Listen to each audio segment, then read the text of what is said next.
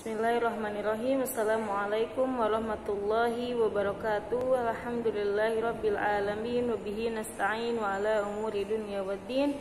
Wassalatu wassalamu ala asyrafil anbiya'il mursalin wa ala alihi wa ashabihi ajma'in. Allahumma shalli ala sayyidina Muhammad wa ala ali sayyidina Muhammad. Sabahal khair ya faslul awal syariah wa kaifa halukum asallahu ayyutikum dawam siha wal afiyah wa antum jami'an fi himayati wa fi inayatillahi ta'ala amin ya rabbal alamin.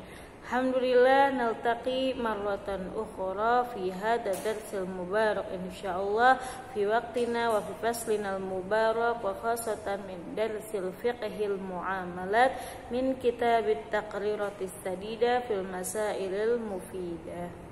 Ya, jadi alhamdulillah pada kesempatan hari ini kita bertemu lagi di dalam pembahasan fikih muamalah di dalam kitab Taqriratus Sadidah, yang mana kemarin kita telah mempelajari beberapa akad-akad yang berada di dalam muamalah antara manusia, khususnya di dalam muamalah maliyah yang berkaitan dengan harta benda. Kemarin kita telah belajar mengenai tentang akad wakalah atau akad perwakilan, yaitu memberikan wewenang kepada seseorang atas sesuatu yang bisa dikerjakan sendiri dan bisa digantikan kepada orang lain, ya, dan dilakukan selama masa hidup orang yang mewakilkan tersebut dengan syarat-syarat tertentu dan dengan rukunnya, yaitu ada wakil dan ada muwakil yang mewakilkan, kemudian ada muwakkal fi atau barang atau objek yang diwakilkan, dan juga ada ijab qabul, ya, seperti itu. Kemudian kemarin kita telah sampai kepada qaidah, ya, yang sering digunakan di dalam akad wakalah ini sendiri, yaitu kullu ma jaza li syakhsi an yubashirahu bi nafsihi jazalahu an yuwakkil fihi ghairuhu aw yatawakkal fihi an ghairi. Jadi segala urusan yang boleh atau bisa dikerjakan oleh sendirinya maka boleh diwakilkan kepada orang lain atau dia menjadi perwakilan dari orang lain tersebut, ya. Kemudian ada juga mantukul qaidah, makna yang tersurat dari secara langsung dari qaidah tersebut. Ada juga mafhumul qaidah atau makna yang tersirat dari kaidah yang tersurat tersebut, ya. Mas, kemudian kita hari ini akan melanjutkan masih di bab akad wakalah atau akad perwakilan dalam hal-hal yang berkaitan dengan wakalah atau pembahasan lainnya di dalam wakalah. Sebelum belajar hari ini, mari bersama-sama kita membaca al-basmalah. Bismillahirrahmanirrahim. Nawaitu ta'alluma lillahi ta'ala wa liizalatil jahli wa ihya'id-din. Allahumma anfa'na bima 'allamtana wa 'allimna ma yanfa'una warzuqna uluman tanfa'una. Pada pembahasan hari ini kita akan belajar mengenai mubtilatul wakalah, yaitu hal-hal yang membatalkan wakalah atau hal-hal yang membatalkan akad perwakilan. Di dalam buku ini disebutkan ada 10 hal-hal yang membatalkan wakalah. Yang pertama adalah al-fasqu awil azl, yaitu salah satu pihak memutuskan untuk berpisah atau mengundurkan diri dari akad wakalah ini. Maka ini dibolehkan karena akad wakalah sendiri merupakan akad jaiz, yang mana setiap pihak berhak untuk mengundurkan diri atau untuk memutuskan berpisah di dalam akad ini, kecuali dalam satu keadaan yang tidak dibolehkan antara wakil ini untuk mengundurkan diri atau memutuskan berpisah, yaitu jika ternyata wakil ini menghilangkan harta atau muwakkal fi milik al-muwakil yang ada pada dirinya atau yang dikelola oleh wakil tersebut, maka tidak boleh semena-mena wakil ini mengundurkan diri karena takut untuk mengganti rugi. Kemudian yang kedua adalah mautul wakil awil muwakil. Jadi meninggalnya salah satu pihak, wakil ataupun orang yang mewakilkan. Kemudian yang ketiga al-junun, gila. Jika salah satu pihak gila, maka akad wikalah atau akad perwakilan ini batal.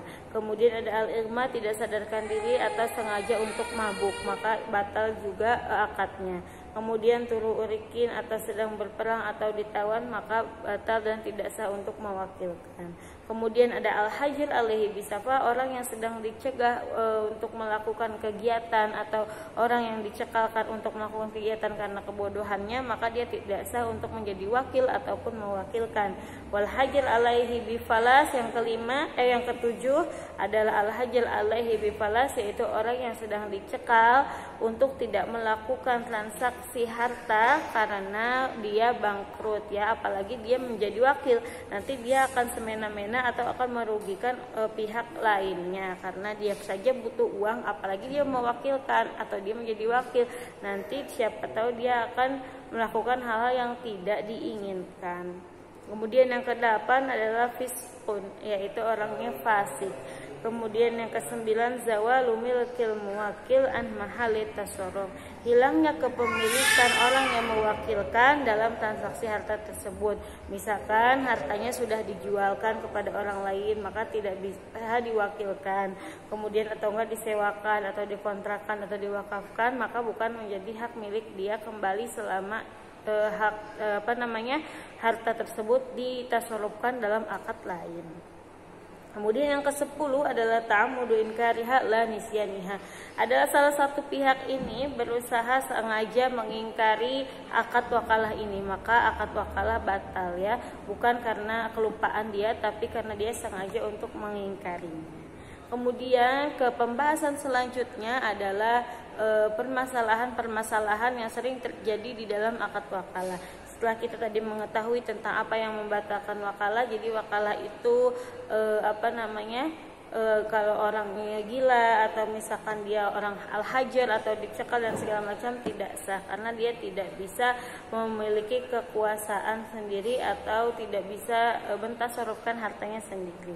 Ya, kemudian permasalahan-permasalahan yang biasanya terjadi di dalam akad wakalah, yang pertama adalah bagaimana sih dhamanul wakil atau tanggung jawab, posisi tanggung jawab seorang wakil atau orang yang menjadi wakil itu seperti apa. Idza talifa ya idza talifal mal fa hal yatmanul wakil, jika ada harta yang hilang atau rusak, apakah wakil yang harus bertanggung jawab ya? Pada dasarnya wakil itu adalah orang yang dipercaya, maka yadunnya adalah yadun amanah atau dirinya adalah tanggung jawab dia itu hanya menerima amanah ya, maka tidak harus bertanggung jawab atas rusaknya sesuatu atau ini kecuali farroto, kecuali memang dia yang lalai dan dia yang menghilangkan. Contohnya adalah hartanya hilang tapi dia tidak tahu bagaimana hilangnya, atau misalkan dia menaruh di tempat tapi dia lupa menaruh dan tiba-tiba tidak ada, maka itu adalah kesalahan dari wakil dan harus menggantinya. Kemudian permasalahan yang kedua adalah yushtaratu an yakuna al-wakalah ma'lumah.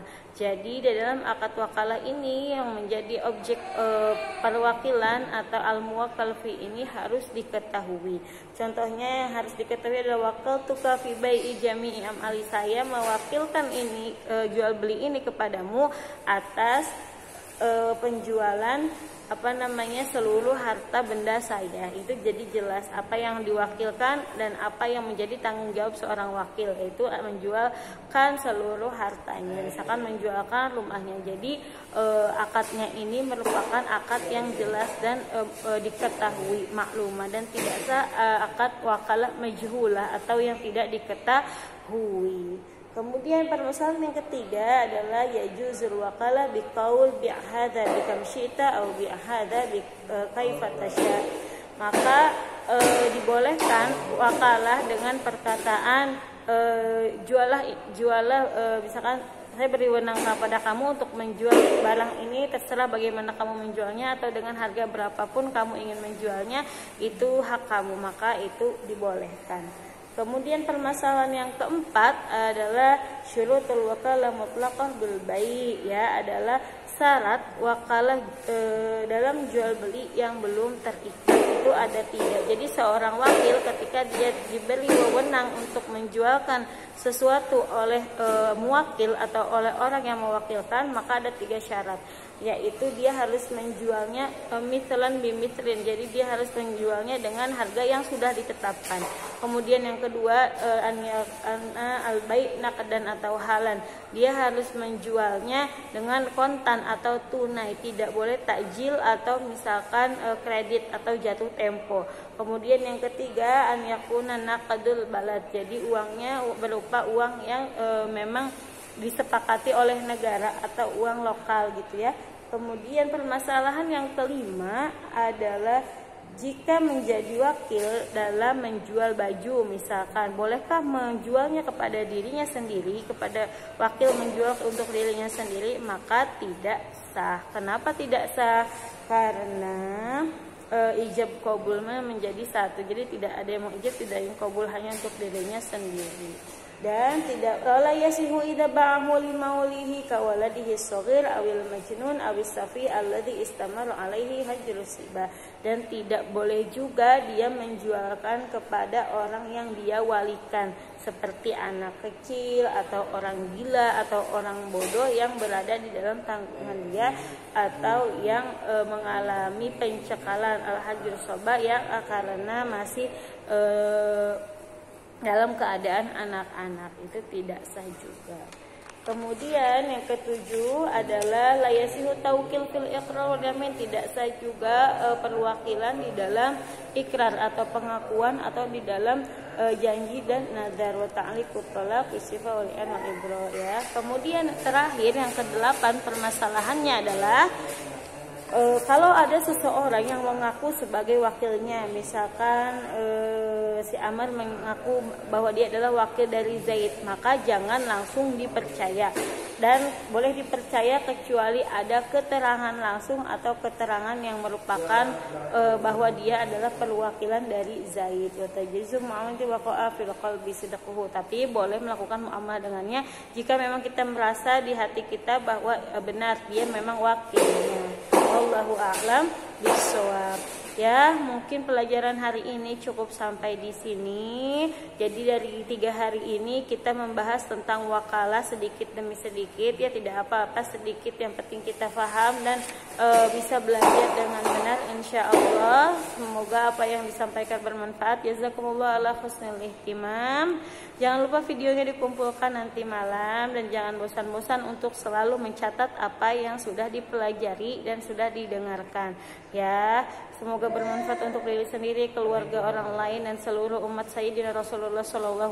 Wassalamualaikum warahmatullahi wabarakatuh.